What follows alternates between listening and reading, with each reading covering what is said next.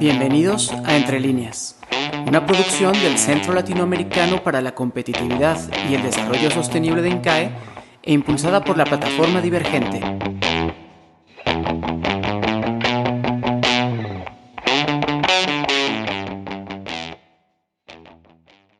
Hoy, hablaremos de un tema que ha estado en las noticias, que ha estado en la agenda de los costarricenses, que es la huelga del sector público. Cumplimos ya casi 18 días de huelga que ha traído diferentes costos a nuestras vidas diarias, a los servicios públicos, que ha puesto en jaque también al sector turístico, al sector energético.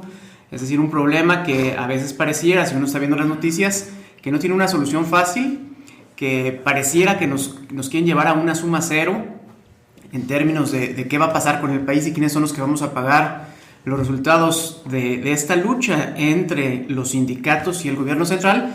Y para eso estamos hoy. Aquí estamos Jaime García, Andrea Prado, Ronald Arce, Julio Sergio Ramírez.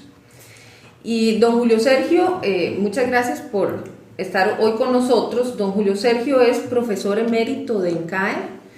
Él es profesor en el área de pensamiento crítico y toma de decisiones y tiene 40 años de ser profesor acá, con muchísima experiencia en estos temas y específicamente en temas de negociación.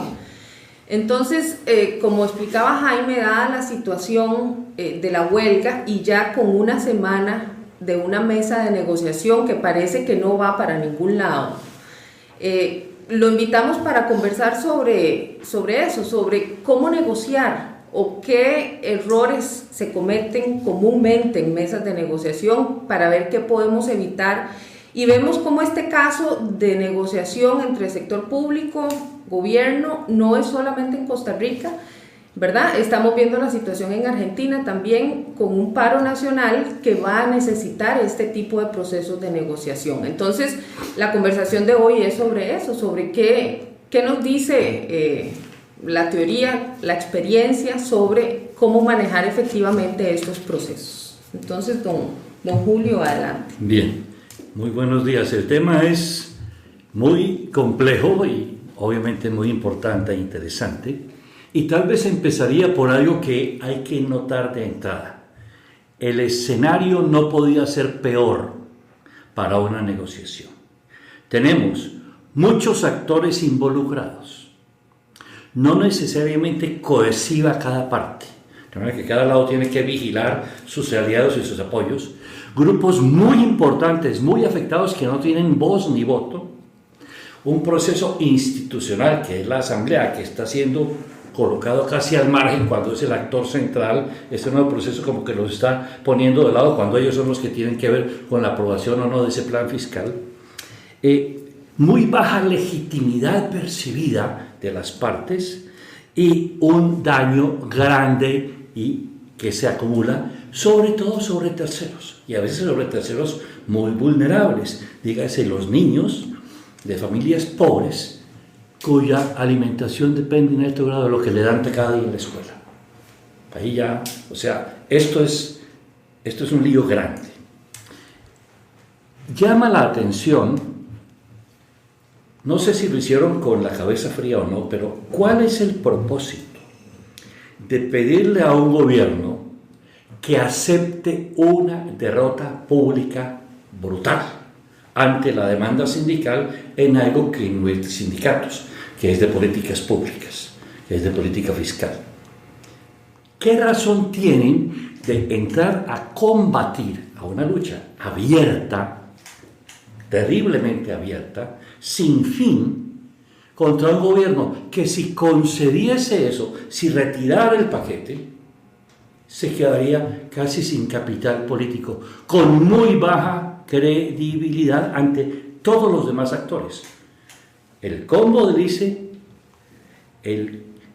la crisis del gobierno de Miguel Ángel Rodríguez con la combo dice sería un pálido reflejo de lo que ahora ocurriría, porque a Miguel Ángel le queda un año y a le quedan casi todos los 4.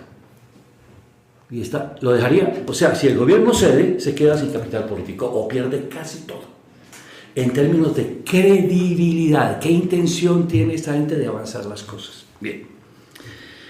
Ahora, la agenda de asuntos, los 39 puntos, es muy extensa. Una cosa que uno dice, bueno, vamos a negociar sobre un montón de cosas, muchas de las cuales hay que analizarlas a fondo, y uno no esperaría que un sector sindical sea el más calificado para plantear eso, aunque tienen todo el derecho de proponerlo, pero no ahí. Podrían proponerlo ante la Asamblea.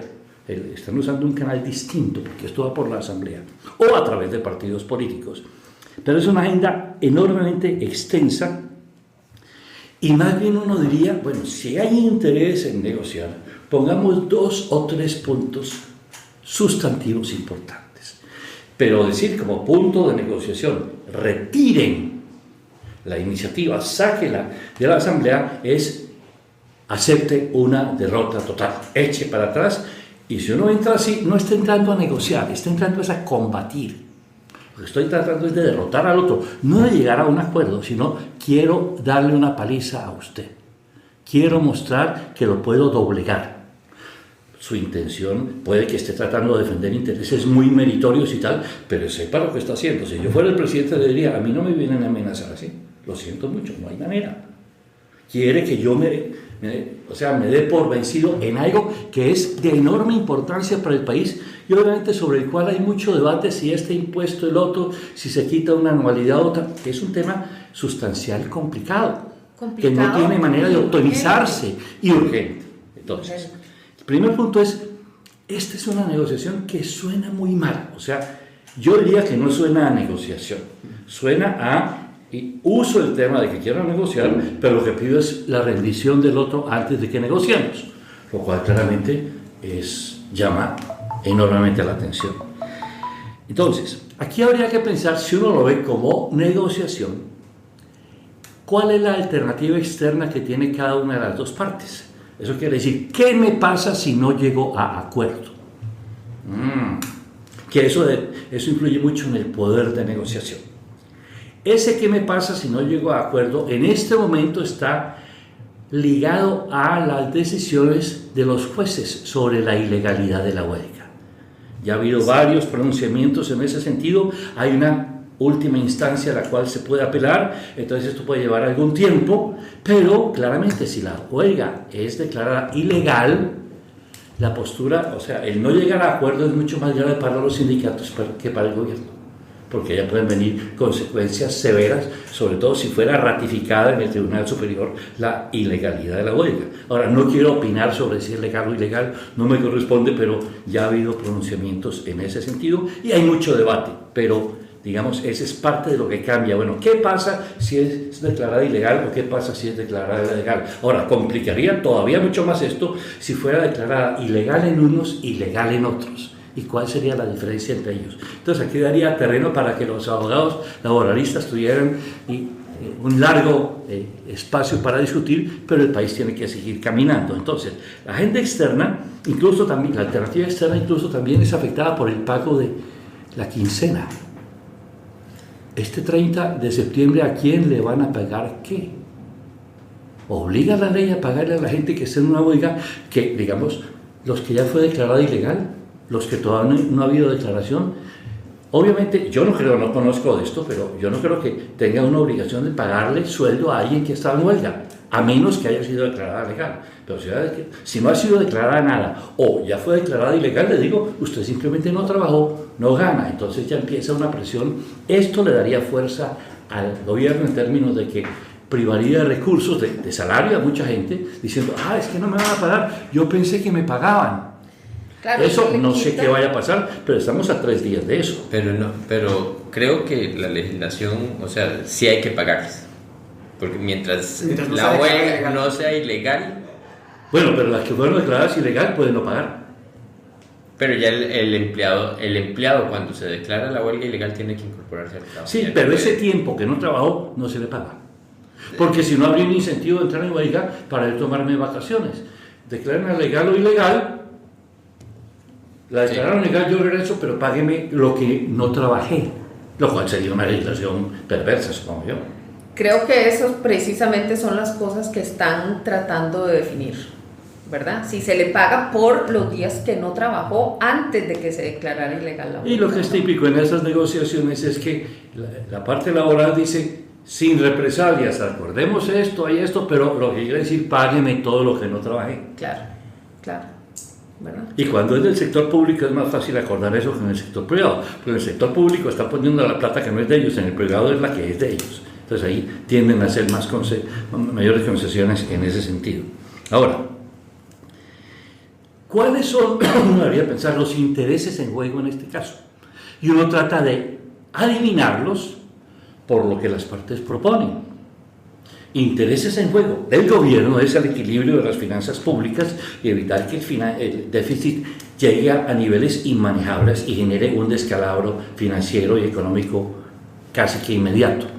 El equilibrio financiero está en juego, la solidez de la economía está siendo afectada, el clima para la inversión, etc. Entonces, el gobierno ya ve que viene acumulándose, el déficit subió del 2.7 hasta ahora que va a llegar en el 6 y podría ser el 7% del PIB, ya una cifra excesivamente alta, y ese es el interés prioritario del gobierno, lograr el equilibrio, pues sanear un poco las finanzas públicas acá. Bueno, ¿cuál es el interés de los sindicatos al declararle esa huelga al gobierno sobre este asunto? Claramente, defender los intereses de ellos que son afectados por el paquete. Entonces, uno diría, bueno, si ese es su interés, podrían decir, no, retire el paquete si no hay estos asuntos del paquete que afectan intereses del sector laboral y vamos a tratar de ver qué podemos hacer con esto. Pero eso no es lo que han hecho. Lo que han hecho es retire todo. El punto más sensato sería, si yo lo que quiero es defender los intereses de los trabajadores, bueno, aquí hay estas estipulaciones que están afectando los intereses de los trabajadores. Y hay dos tipos de trabajadores, los trabajadores que hasta ahora han entrado y los que entrarán en el futuro.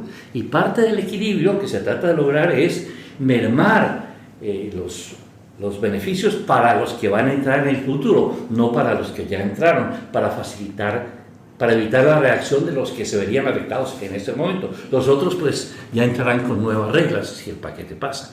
Entonces uno diría que si lo que yo quiero es defender ciertos intereses, debo priorizar dentro del plan fiscal qué es lo que afecta a esos intereses y plantear una postura. Pero, y aquí lo hacen ante el Ejecutivo, honradamente debería ser ante el Legislativo, porque ahí es donde se está negociando. Pero bueno, en todo caso deberían plantear eso y no quite el paquete. El quite el paquete ya hay la connotación de lucha política, no de lucha por derechos y por beneficios laborales, sino aquí lo que quiero es una guerra política, una guerra cívica fuerte. O sea, quiero es mostrar la fuerza que tenemos y que podemos parar, lo cual ya es muy cuestionable en términos de que sea un método legítimo para defender sus intereses, ir a involucrar o a crear una crisis muchísimo mayor en el país.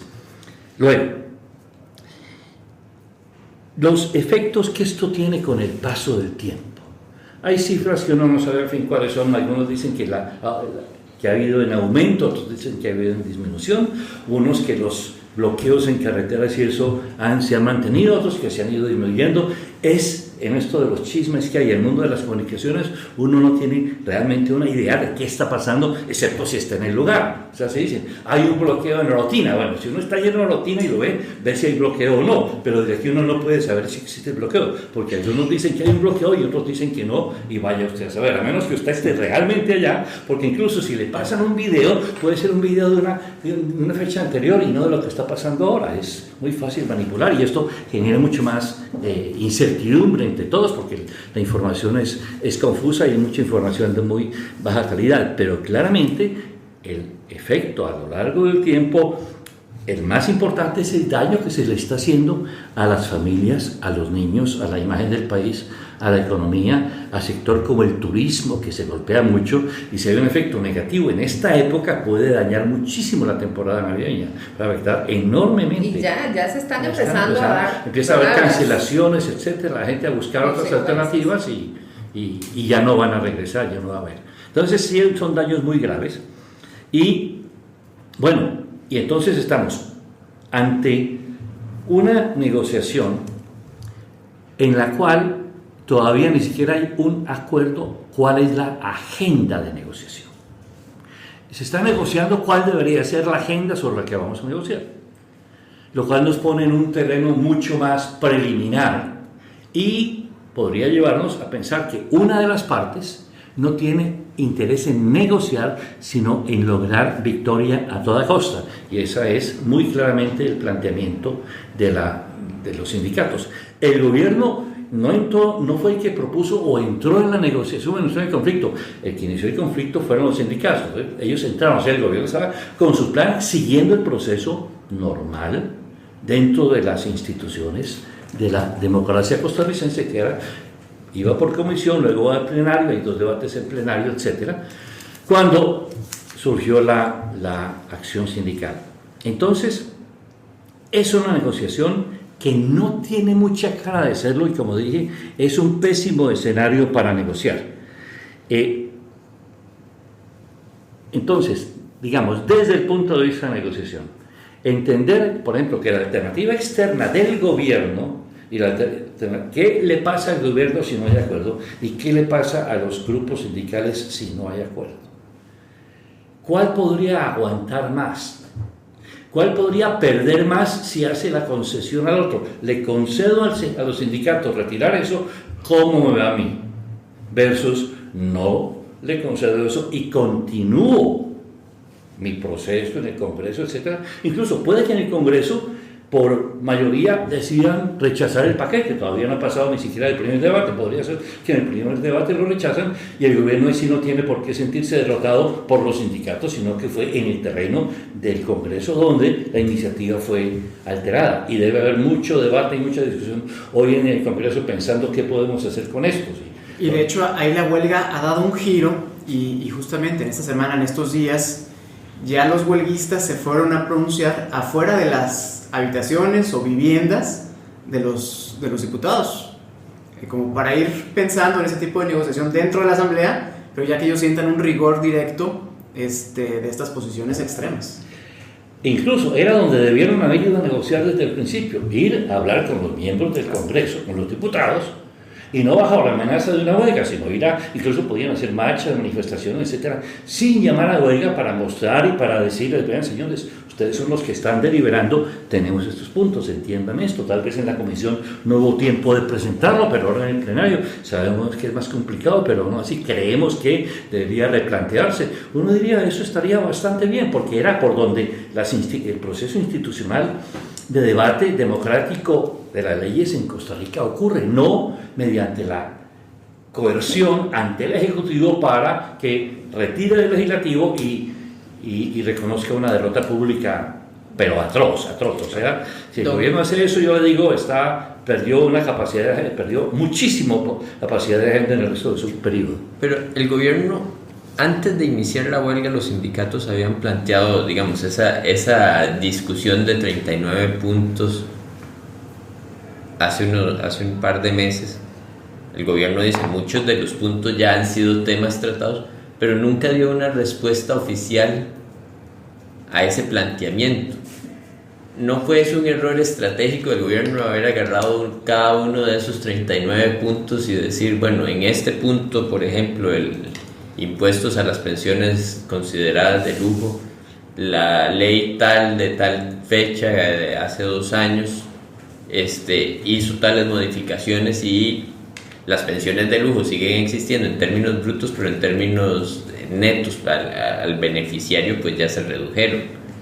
Eso pudo haber sido un error estratégico de parte del gobierno, digamos, antes de entrar en el conflicto. Incluso que para ese debate, para esa inclusión de esos puntos, el terreno óptimo era la comisión, o sea, pedirle a la comisión que oiga a los sindicatos que vienen con sus puntos y esos puntos sean incluidos dentro del debate de la comisión que va a dar su reporte al plenario. Entonces eso iría dentro del debate, digamos. Normalmente el debate sustantivo se hace en comisión.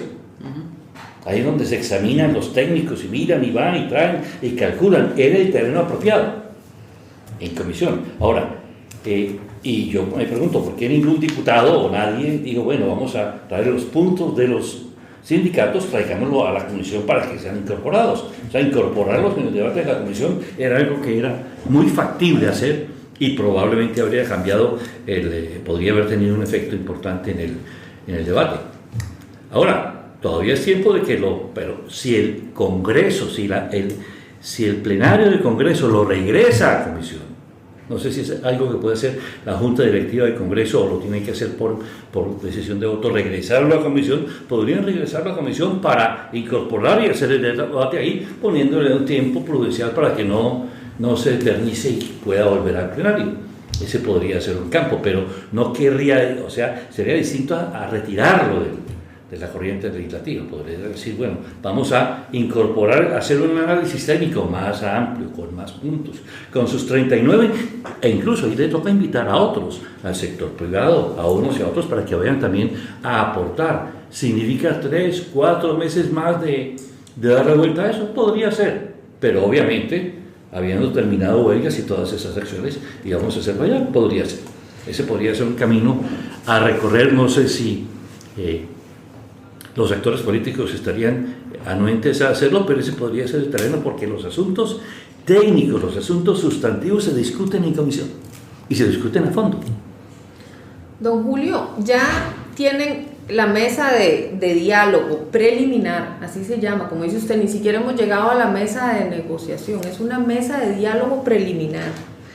Ya tiene una semana y como no hay resultados, entonces salen públicamente y ponen una fecha límite a donde se tiene que llegar a un acuerdo, el viernes a las 10 de la noche.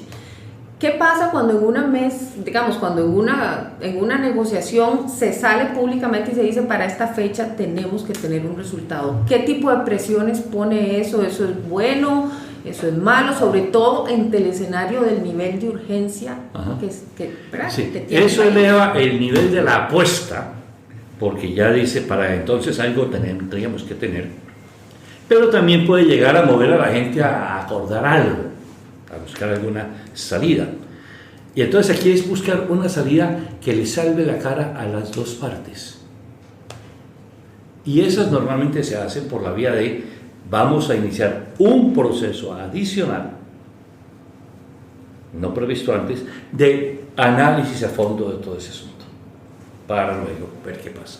Pero antes, suspender todas las medidas de hecho que se deben tomar. Entonces, ahora, mi recomendación en ese análisis a fondo, en esa discusión de sus 39 de todos los demás, sería que el plenario regrese a comisión y esto se mete en comisión y esa comisión trabaje e invite a otros a venir y organicen allá un debate técnico profundo con todas las cifras que quieran para finalmente de la comisión en 2 o 3 meses, pues que vamos a hacer, va a dar más tiempo, salga ya un dictamen que iría al plenario, pero con el compromiso de las partes de que una vez que eso va así, se respeta lo que el proceso democrático establece. Aquí no hay que devaluar las instituciones, los procesos de toma de decisiones de la democracia. Por tratar de ganar algo, uno no puede arruinar el proceso, digamos, la vigencia del proceso, la legitimidad del proceso. Ir a cuestionar si la Asamblea tiene o no la potestad para tomar decisiones sobre materia fiscal es poner en tela de juicio cualquier parte del proceso gubernamental. Y entonces, en realidad, ahí estaríamos yéndonos más bien a dimensiones como la del país del norte, donde ya uno no sabe ni qué procesos puede haber.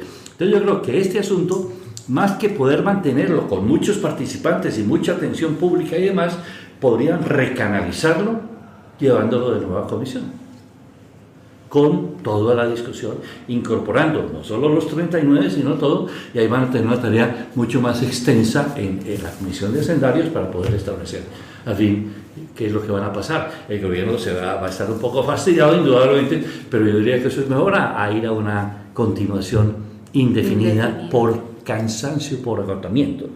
Entonces, si lo que dijese el sector sindical es les pedimos que,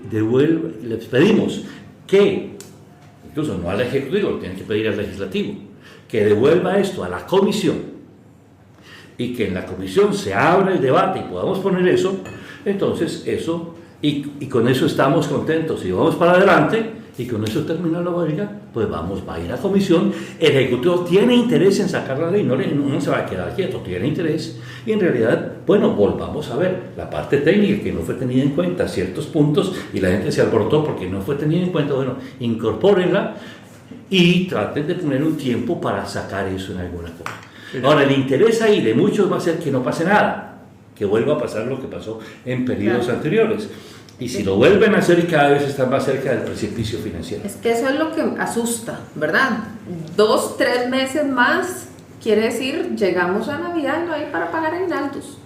Ahora, yo tengo lo que no les conviene seguir es este proceso así, porque el clima de confusión es enorme.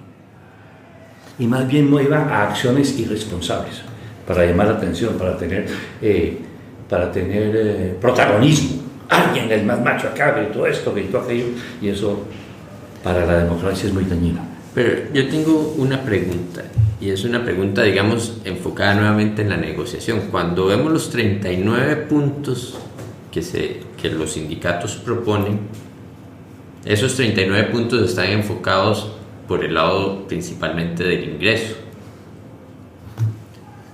Pero usted decía, el interés de los sindicatos realmente no se refleja en esos 39 puntos. El interés de los sindicatos es proteger sus derechos laborales o sus privilegios, que la sociedad denomina privilegios, y ellos no revelan cuál es su verdadero interés y no ponen a la discusión unos puntos, y podría ser que a puertas cerradas estén negociando otros temas. Devolver eso a la comisión y decir, estos son los 39 puntos que yo quiero considerar, a ellos no les conviene, porque simplemente después no pueden entrar a discutir los temas que realmente son los que ellos quieren discutir. O sea, la agenda escondida. No, ahí, si regresa a comisión, pueden traer luego nuevos, otros. Aquí el punto es, vean señores, lo que está en juego en el fondo es el proceso de gobierno democrático, la formación de leyes en una democracia, y eso está por encima del interés particular de cualquiera. Entonces, si queremos hacerlo como debe hacerse, bien, lo podemos ir a discutir de nuevo. Vamos a abrir un espacio. Al fin vamos a tener que llegar a unas reformas, algunas concretas. Pero entonces, ¿eso dónde se debate? No se negocia entre los sindicatos y el Ejecutivo. Eso es en la comisión del Legislativo y luego en el plenario. Ahí es donde se debate. Entonces, vayan y presenten todos sus puntos, ampliemos el tiempo, trabajemos más. Incluso podría ser que ese bendito paquete fiscal, esa reforma, se parta en 2 o 3 partes. Una parte A, B, C, como quieran. Pero es por ahí. En cierto sentido, esto no lo negociamos en la calle, esto lo negociamos en los salones de la Asamblea. Esto no es una democracia callejera. La democracia callejera se vuelve, en inglés le dicen mobocracy, o sea, el gobierno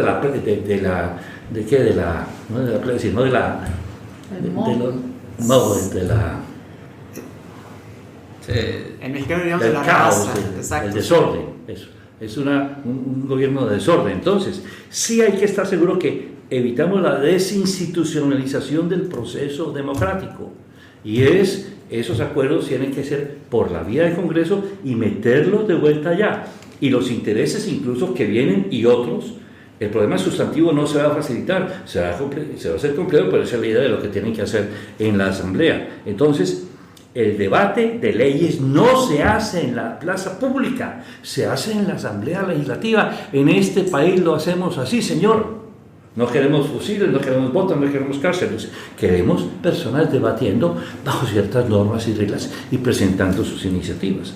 Entonces, evitar que alteren las reglas del juego político y las expectativas de actores para sacar algo. Porque dígame, si se ven acá, ¿qué incentivos estoy creando en el futuro para decir esto no me gusta, entonces me voy a la calle y ahí están para atrás, y al final desinstitucionalizamos, desvalorizamos el proceso de formación de leyes que existe en la democracia?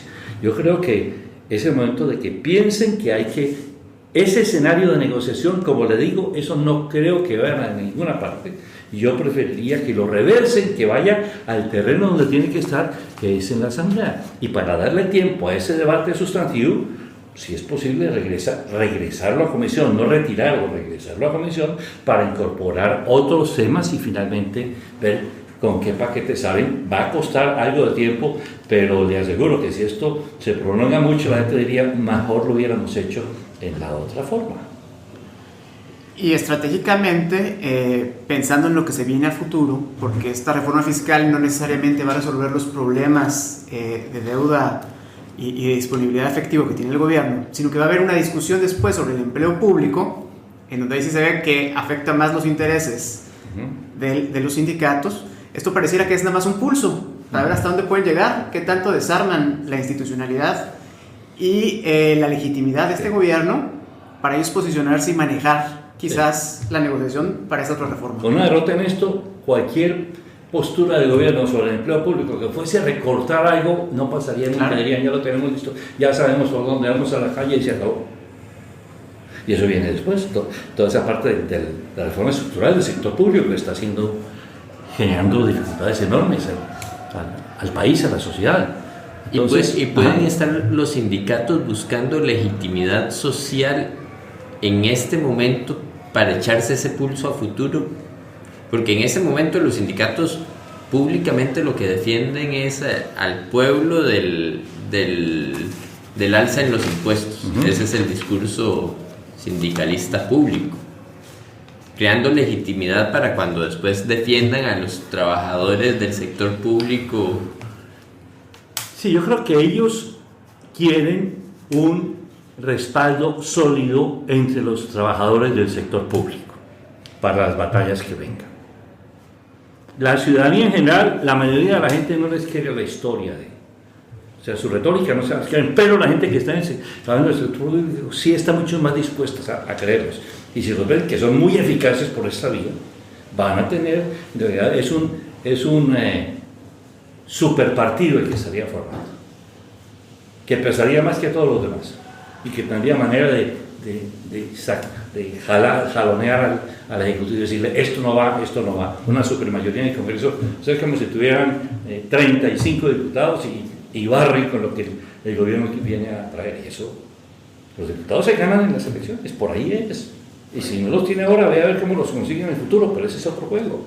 Y ahora tienen que ir por ahí porque es por ahí por donde la sociedad costarricense ha decidido que se hagan las cosas.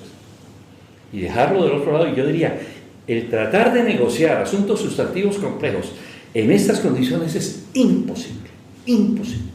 Debe trasladarse a la parte donde es el proceso legítimo y uno especializado y competente para dirimir ese asunto. Y tiene que ir entonces por el Congreso, ojalá devolver esto a la comisión y darle algunos plazos importantes de tiempo, porque esto no puede estar para siempre. Y al final el asunto entonces esto es un proceso, si bien el tema de discusión es económico, el déficit fiscal, las implicaciones económicas del déficit fiscal, la parte técnica probablemente es fácil de solucionar, es un proceso de discusión política y es un proceso de discusión institucional que tiene como tema central un problema económico, pero realmente lo que está en juego es la institucionalidad y la forma de la democracia costarricense. Y es una lucha por el poder en la cual los sindicatos quieren atribuirse el papel de partidos políticos. ¿De partidos políticos o de Congreso? No, de partido político que obviamente se mete en Congreso y tal, pero como de un partido político que si quieren formar su partido, fórmenlo y pueden ir a elecciones, pero entre yo tener 100.000 personas que me apoyan y tener 100.000 votos hay una enorme diferencia. Puedo tener 100.000 personas en la plaza pública, irán a votar por mí, ya veremos, pero aquí la democracia le dice, las 100.000 personas en la plaza no importan, los 100.000 votos, eso sí cuenta. Exacto. Claro. Es por ahí. Entonces la elección debe ser importante, señores, es por allá, llevémoslo allá, está bien, usted tiene mucho, quiere que suena que impusimos, que no se les dio oportunidad, sentemos, vayan de vuelta allá, pero ahí, y lo que de ahí salga, si el Congreso lo prueba, va. Ahora, siempre hay el derecho de rebelión, usted dice, yo me rebelo contra el sistema, bueno, se rebeló contra el sistema y a ver cómo le va. Porque creo que esto va contra mis principios más fundamentales y yo me rebelo. Se revela y va a vivir con las consecuencias de la rebelión. Hay gente que se revela y gana, y muchísimo, la mayoría se rebelan y pierden, pero eso es distinto. Si quieren ir por el lado de la rebelión, por esto sería tonto hacerlo. Tendría que ser algo mucho más fundamental que valga la pena jugársela toda. Listo, con esa nota entonces, concluimos por el día de hoy. Muchísimas gracias, don Julio, por acompañarnos. Y bueno, en realidad aquí estamos a la espera a ver qué es lo que va a pasar.